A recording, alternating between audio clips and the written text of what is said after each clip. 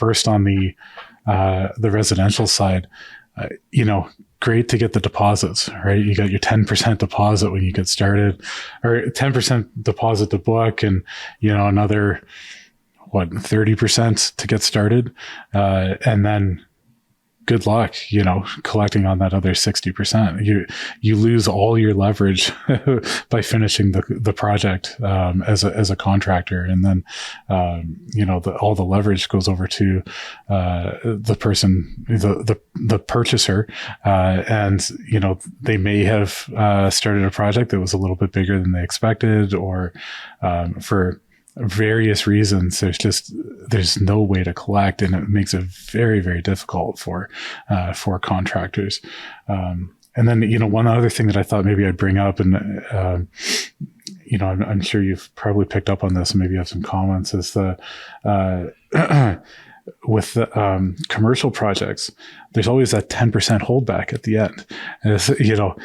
Again, good luck collecting on that 10%. It's just as much work collecting the 10% as it was completing the project, in the first place.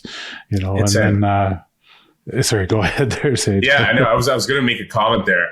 So when you were doing, when you were working directly in the construction industry, were you mostly doing projects in Canada? Yeah. So one interesting thing that we've learned that's different between the Canadian and the US markets is that the US, a number of years back, basically removed the standard of doing the 10% advance. And the reason for that was they were seeing so much fraud and things like that they basically eliminated the 10%, but the advance payment, but they kept the 10% overhang, which is the rich. So you're kind of being screwed on both sides in the US. Oh, it's going in the wrong direction. That's tough. So the other thing on this that I wanted to add with the 10% is, almost impossible to collect that 10%. But then, building a good business is all about, relationships as well, right? So you're trying to have this really great relationship with, your customer, whoever that is, the GC or the homeowner, because you want to do their neighbors. And, say you've told them payment on completion, great, but really it's 30 days. 30 days is pretty normal. But if they start to go over, and they're now 15 days late from the 30-day payment terms, you've hit the 45-day mark. And in Canada, I'd love to learn about the US here, but that's our limit for being able to place a lien.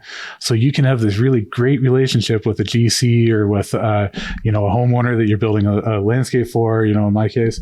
And then your only option is at 44 days to place a lien on this person that you've got this great relationship with. And after that, you lose all leverage, right? So it's just a very, very difficult space. Are you seeing the same thing in the US? Yeah, it's a little bit more than 15 days, but it's similar, right? Like you have, oftentimes we see customers. So we have, in addition to our financing product, we have a banking product and a payments product that we're super excited about. And in our payments product, we basically help customers, try to get paid faster from their clients. And what we often see is customers will just sit on their invoice. And we're like, hey, we're this amazing software that can automate the reminders and the lien notices and the legal documents necessary to get paid faster. And, most of our customers oftentimes will be, we'll say something along the lines that, hey, I would rather just wait because I don't want to mess up my relationship. Right. Yeah. That doesn't surprise me at all. The relationship's a huge part, right? And I think that's where, the GCs and, even in residential construction, there's some leverage there over the contractor of, there's a carrot out front in waiting for that next job to fill up the pipeline of work, right? So it makes it very difficult as a contractor. A huge amount of sympathy for contractors and what they're doing. Yeah, no, exactly. And, I think the joke is so people think construction is funded by banks, but, it's really funded by construction companies. construction companies are basically, especially in the US, when you don't have the advance payment often, you're basically acting as an unsecured lender with not that many rights, with really bad, payers who take advantage of the smaller guy. So right. And I think you could take that even one step further, that it's funded by the construction companies, but then the construction companies unintentionally end up pushing that debt or that funding back onto the smaller suppliers, the stone yards, the rental companies, maybe rent, pay up front, but then all of a sudden, something's extended and the cash flow just isn't there to pay. So again, a huge amount of sympathy, right? It's a systemic problem in construction.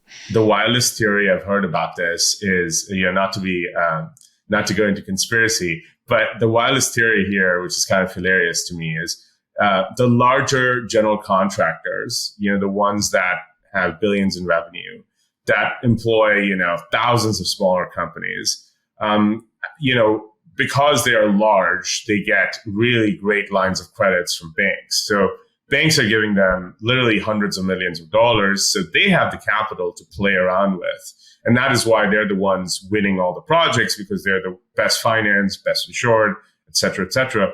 But then you go to the smaller companies, they don't have any